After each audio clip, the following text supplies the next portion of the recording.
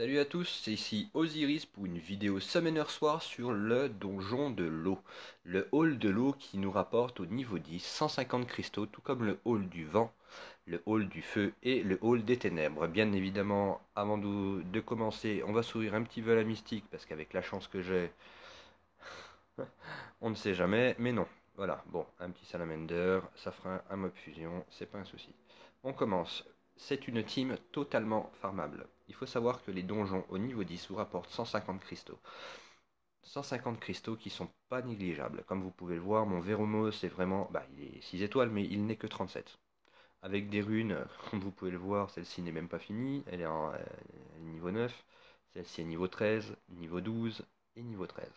Voilà, niveau 13 et niveau 10. C'est pour vous dire quand même que voilà, c'est pas forcément. Et les skill up, enfin les skills du moins, sont que 1 sur 6 et 1 sur 7. Donc ils sont pas forcément géniaux. J'attire votre attention sur la fusion Veromos qui est facile à faire, hein. Il faut juste prendre le temps chaque semaine, chaque jour, d'essayer d'avoir les donjons nécessaires, mettre les mobs de côté et les up tranquillement une fois que une fois que vous avez le mob, le up quoi, en 4 étoiles pour pouvoir faire les fusions après. Nous avons l'Ifrit de vent. L'Ifrit de vent, tout le monde dit, enfin beaucoup de monde dit, il est dégueu ce mob, mais en fait il n'est pas si dégueu que ça. Parce qu'il peut infliger des dégâts continus pendant 2 tours. Et plus vous avez de vitesse d'attaque, plus ça fait mal. Donc moi je l'ai ruiné avec des dégâts critiques. Donc il a 147% de dégâts critiques. Il a que 39 de trop critiques, donc ça va augmenter par la suite. Il faut savoir qu'aussi celui-ci est pas mal. Ça permet de compléter le deuxième skill de Veromos qui étourdit les ennemis. Et bien sûr, plus il y a de PV, plus il fait mal. Donc du coup, je l'ai moins ruiné en PV, mais je l'ai plus ruiné en dégâts critiques et en attaque. Pourquoi en attaque? Parce que ce skill-là, il fait trop, trop, trop, trop mal. Et là, il faut vous dire, il est qu'à 3 sur 5. Et les dégâts augmentent de 30% pour chaque effet nocif sur l'ennemi. Si l'ennemi a, je sais pas, 7 ou 8 effets nocifs comme du poison, de la régène PV, enfin un skill qui lui permet de ne pas régène ses PV, etc.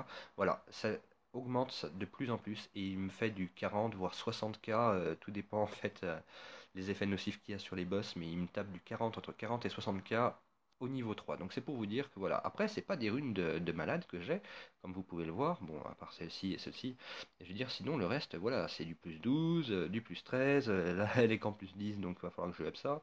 Là, elle est en 14 et encore, voilà, il n'y a que des dégâts critiques dessus et un peu de vitesse. Donc voilà, donc c'est pour vous dire qu'au final, la team est tout à fait farmable.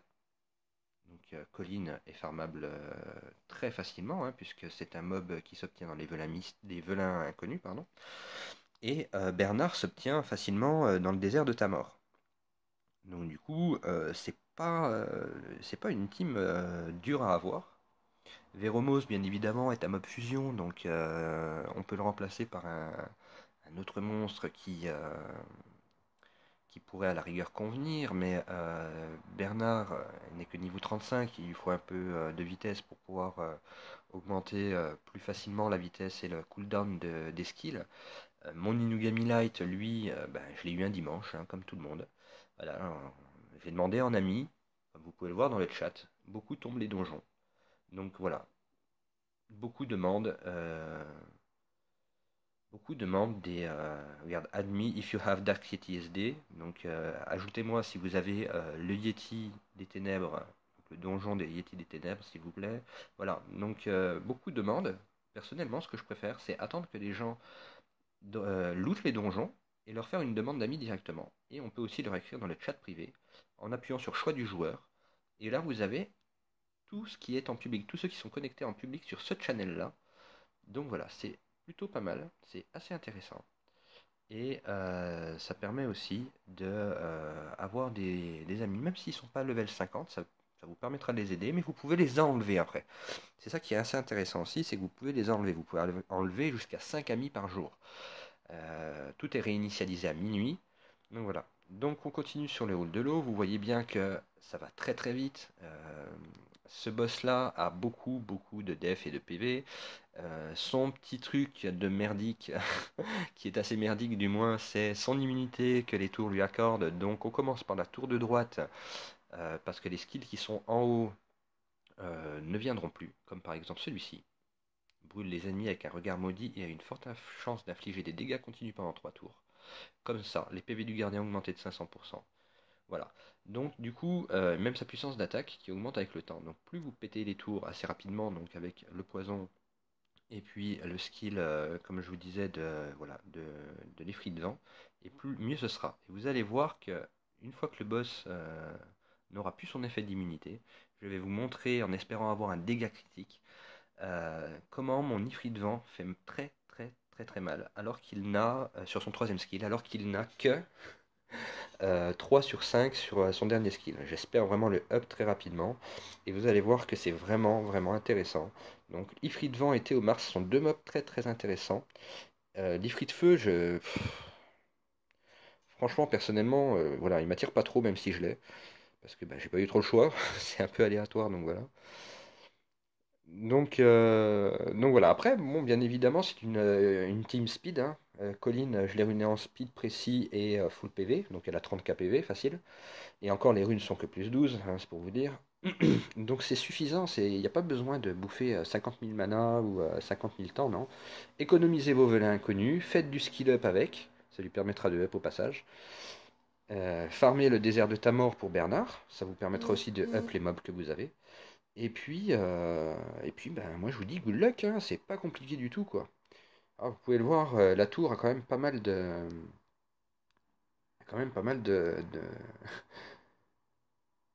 Regardez, je vais juste vous montrer ça.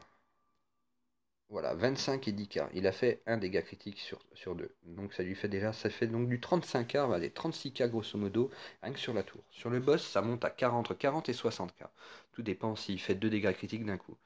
Donc s'il fait 2 fois 25, ça fera 2 fois 5, ça fera 50k en moins quoi. Donc c'est vraiment très intéressant, ce mob là est vraiment très très fort. Donc je vous le conseille, parce que beaucoup disent qu'il est vraiment pas fort du tout, alors qu'il défonce tout. C'est vraiment un mob que je kiffe, que je surkiffe. Et je m'en sers aussi en PVP. Parce qu'il fait vraiment des gros gros dégâts. Alors, voyons voir. J'espère qu'on va pouvoir avoir son troisième skill. Histoire qu'il fasse un gros dégât critique et que vous voyez un peu ce que ça donne. Parce que là, il y a déjà 6 effets nocifs sur le boss. Donc si je pourrais en avoir 2 de plus, ce serait cool. Voilà, ça nous en fait 6, 8. Ah, il n'y en a plus que 4 maintenant. Ça, c'est ballot. Donc on va continuer. Voilà, son prochain skill arrive dans un tour. Donc on va mettre un max. Merde, j'ai oublié de la vitesse, je suis bête. Bon voilà, donc on va regarder. Déjà juste avec deux effets nocifs, il nous fait quand même du 21k. Du 21k avec deux effets nocifs. Habituellement, quand il fait ses dégâts critiques sur par exemple 5 ou 6 effets nocifs, bah, vous multipliez tout simplement par 3. Vu que là il y en avait deux, ça fait 21k, vous multipliez par 3. Par 3, ça fait du 60k.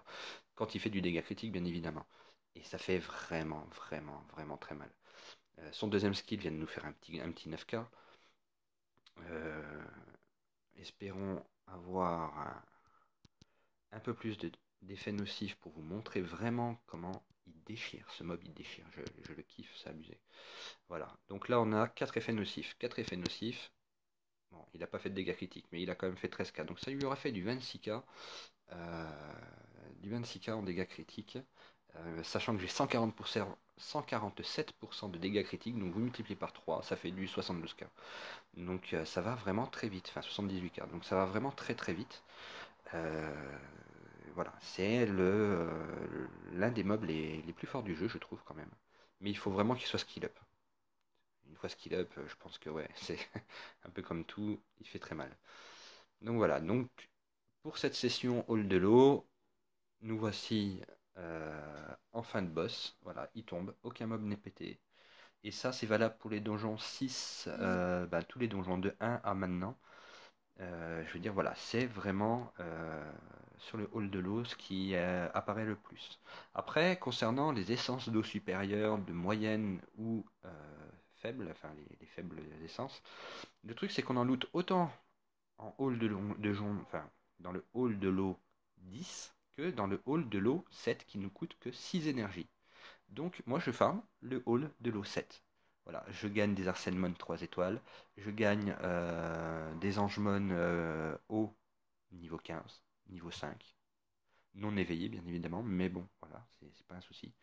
Donc voilà, je vais faire un tuto sur le hall de vent, le hall du vent qui va, vu qu'on est en plein event, donc le hall du vent, le hall du feu, le hall des ténèbres, et puis c'est aussi sur le hall des lumières et de la magie.